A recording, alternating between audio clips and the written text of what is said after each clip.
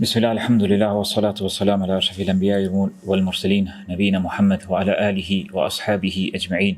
Allahun e falenderojmë, selamat dhe salavatet qofshin për me të dashurin tonë Muhammedin sallallahu alaihi wasallam, familjen e tij, shokët e tij dhe gjithë ata që pasojnë atë deri në ditën e gjykimit.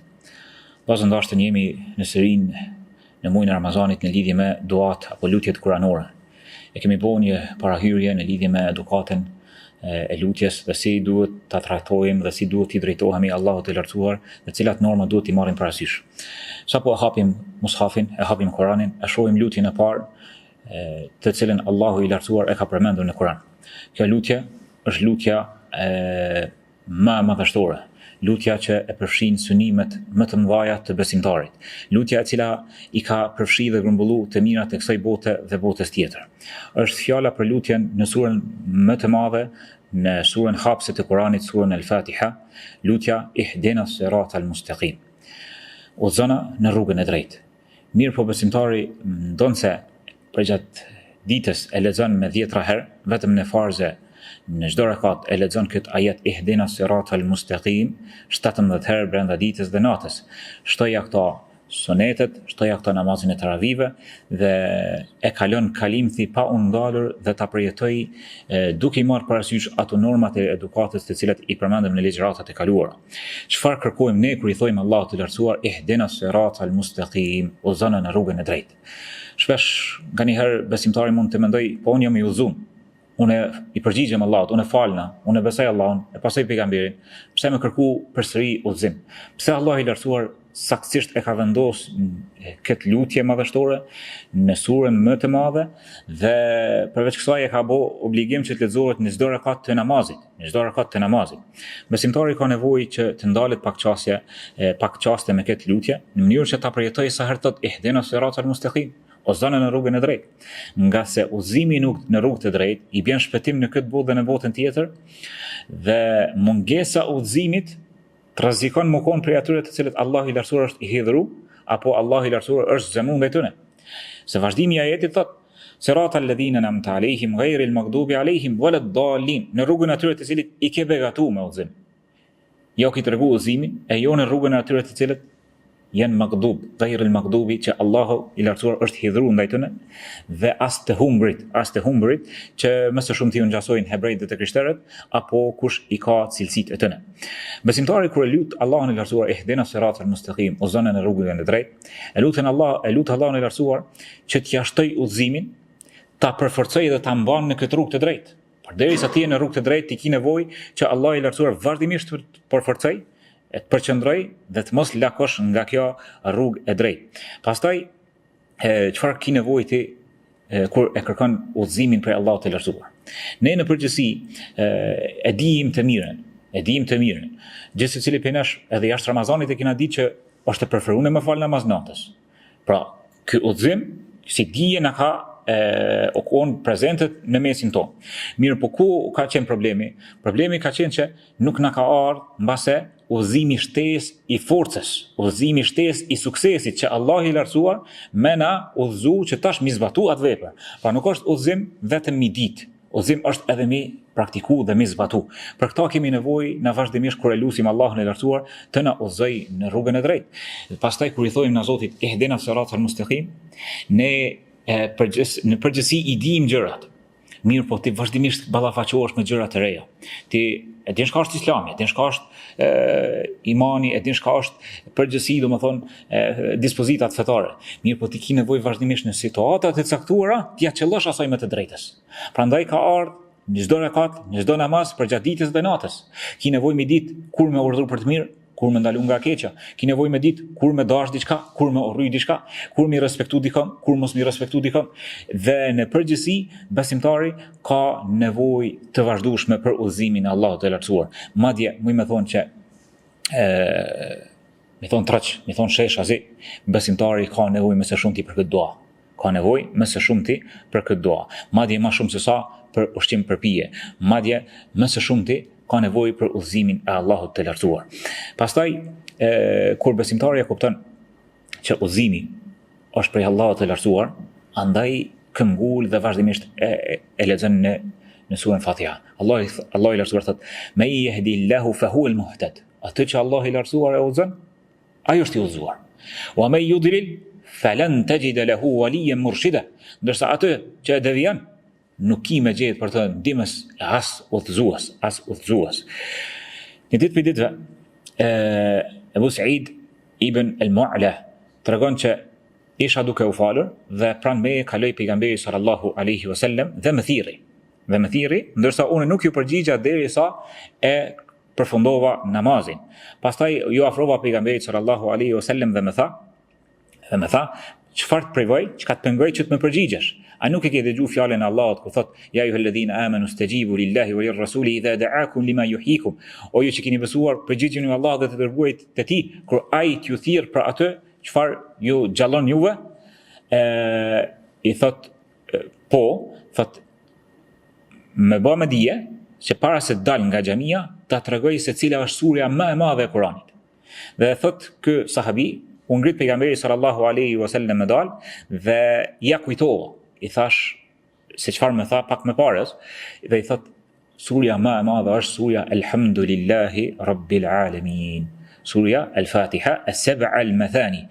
7 vargjet është surja më e madhe për qëllim surja Fatiha. Surja më e madhe e përmban lutjen më të madhe.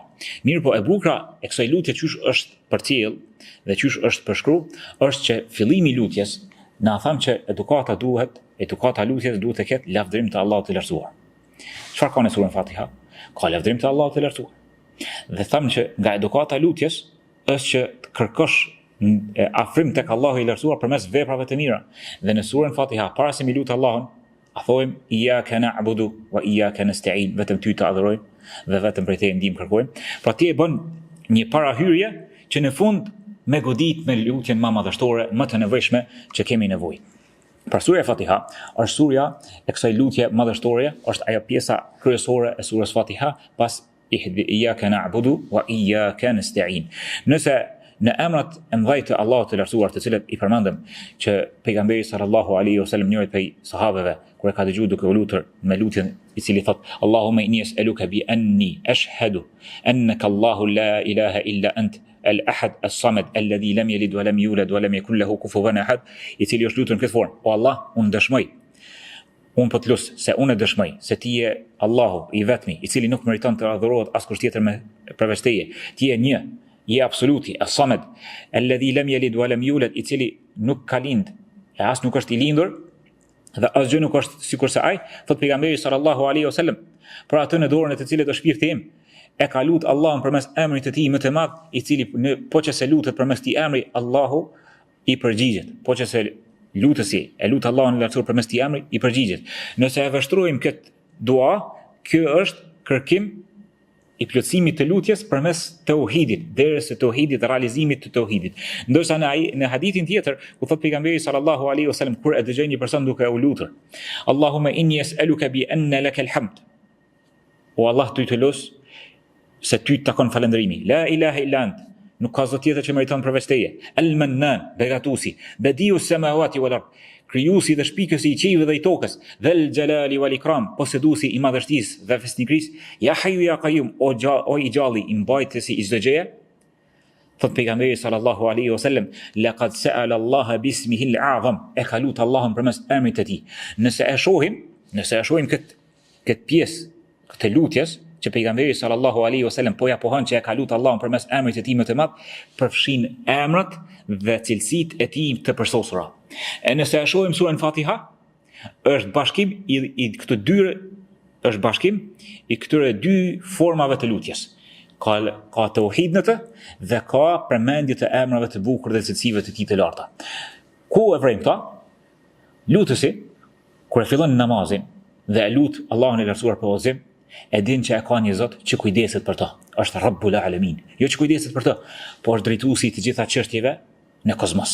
Është sunduesi dhe drejtuesi, krijuesi. Çdo gjë ai e ka në kontrollin e tij. Pastaj e din që është Ar-Rahmanir Rahim, i ka emrat më të bukur.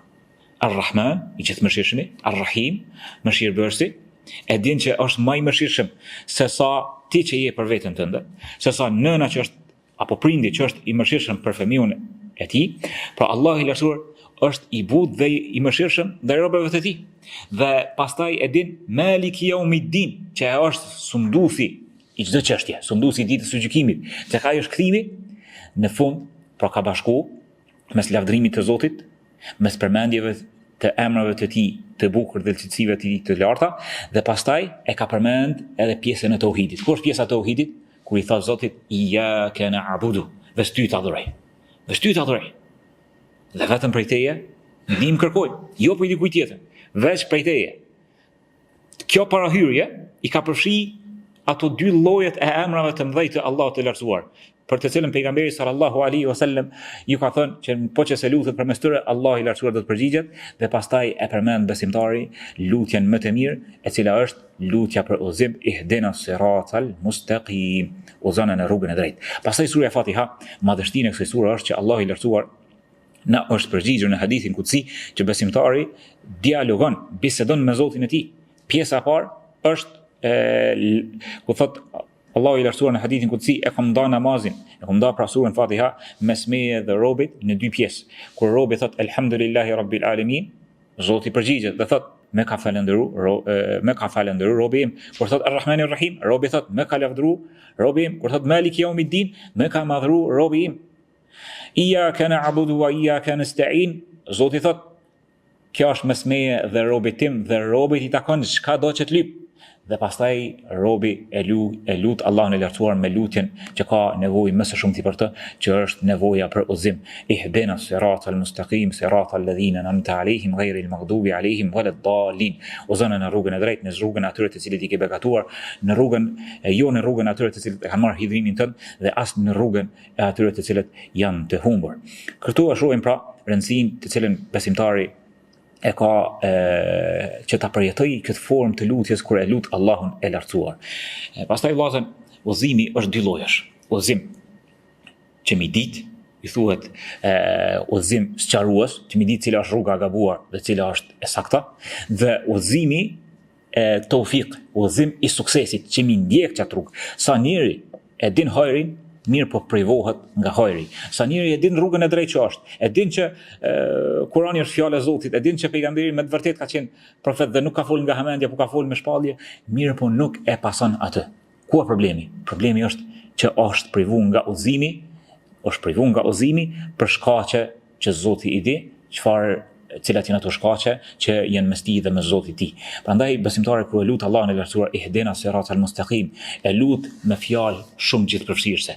O Allah, tregom cila është hajri në këtë botë dhe në botën tjetër. Tregom se çysh mu afru në xhenet, tregom se çysh më të adhuru, çysh mu mbrojt nga gjunahet, çysh mu largu nga ato çfarë më pengojnë mu afru te ti. Gjitha këto janë ato çfarë i përmfshin lutja ihdinas siratal mustaqim, udhëzona në rrugën e drejtë. Pastaj vllazën, kur besimtari e lut Allahun e lartësuar përmes kësaj lutje, nuk mjaftohet nga bukuria e kësaj lutje që ta lusë veç për veti, po të del në pa ajo dashamirësia, bujaria e besimtarit që kur të lutet, nuk thot ihdini, më udhëzo vetëm mua në rrugën e drejtë. Qysh thot?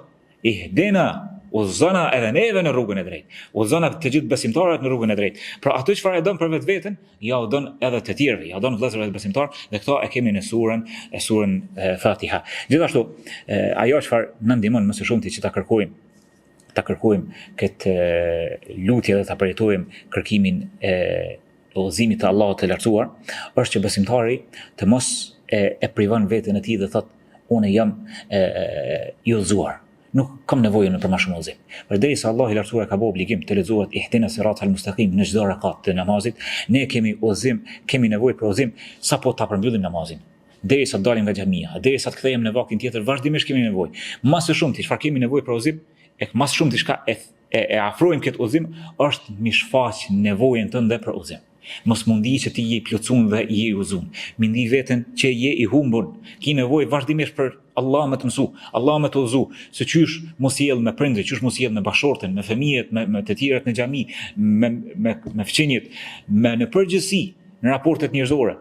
Po ki nevojë më shumë ti, më të mësu Allah i lartësuar, qysh mi lut Allahun i lartësuar. Mi lut për ato që është më hajri për ty. E këto e përfshin me ihdinas siratal mustaqim, duke e shfaq nevojën tënde për Allahun e lartësuar, që ka thënë Sahel ibn Abdullah Tustari, thotë nuk ka derë më të afërt tek Allahu i lartësuar që Allahu i lartësuar më t'i pranojë lutjet dhe më afro tek Zoti se sa pe derës së shprehjes së nevojës tënde për Allahun e lartësuar. Pra kur të hinë në namaz, namazin e radhës, kur ta lexon surën Fatiha, dije që je ka lavdëron Allahun, je ka falendron Allahun, je ka madhron Allahun dhe je ka jashfaq tauhidin që veç ato je ka adhuron veç për një arsye. Që mi lut Allahun e lartësuar më të udhëzu në rrugën e drejtë. Dhe mi pas nevojë më të mësu, më të udhëzu, më të dëftu ka rruga drejtë. Le që mi ditë që ka rruga drejt, po me t'jap fuqi, mi ndjek qatë rrugë.